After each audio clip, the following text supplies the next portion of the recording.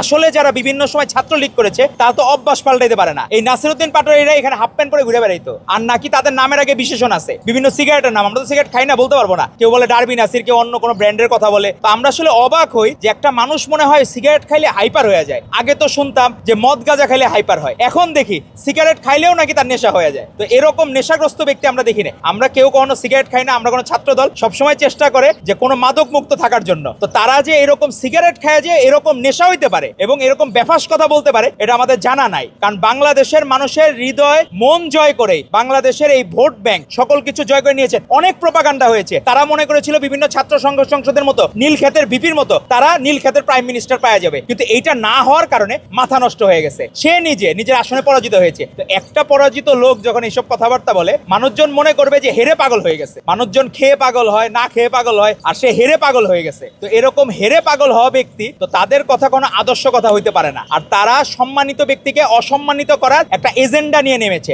আমার মনে হয় জামাতের এরকম মিথ্যা প্রোপাগান্ডা ছড়ানোর এই মিনিস্টার বানাইছে, ছায়ামন্ত্রীর কথা বলছে না, তো এখানে হলো প্রোপাগান্ডা মিনিস্টার হিসাবে মনে হয় ছায়া মন্ত্রী হিসাবে নাসিরউদ্দিন পাটোয়ারিকে তারা মনোনীত করেছে। এবং সে সবসময়, গতকাল দেখলাম আমাদের রংপুরের যে আমাদের ওই তিস্তা মহাপরিকল্পনার জন্য যে সর্বোচ্চ 130 কিলোমিটার ব্যাপী যে মশাল মিছিল হয়েছিল, সেইটার তারা বলতেছে ওখানে যা মাফিয়া বলতেছে। তো আমার কাছে মনে হইলো ভাই, তাহলে আপনার কাছে পৃথিবীর সবাই মাফিয়া। আপনার এখানে আব্বাস সাহেব মাফিয়া, ওইখানে গেলে দুলুভাই মাফিয়া। তো ভাই আপনার পরিচয়টা একটু দিয়েন। আপনার কি আসলে মানুষজন ডারবি খায় যে নেশা হয় কিনা, এগুলো পরিচয় আপনি দিয়েন। তাহলে মানুষজন বুঝতে পারবে যে তাহলে মানুষজন এই সিগারেটও যারা খায় তারা সিগারেট বাদ দিয়ে দিবে। যেরকম নেশাগ্রস্ত হলে তো আমি না কবে আবার মাইর খাই মানুষজনের কাছে। তো এটা সাধারণ লোকজনের মনে আঘাত করতেছে। তো আশা করি সে নিজের ভুলগুলা ভাঙবে, পরবর্তীতে নিজেকে শুধরানোর চেষ্টা করবে।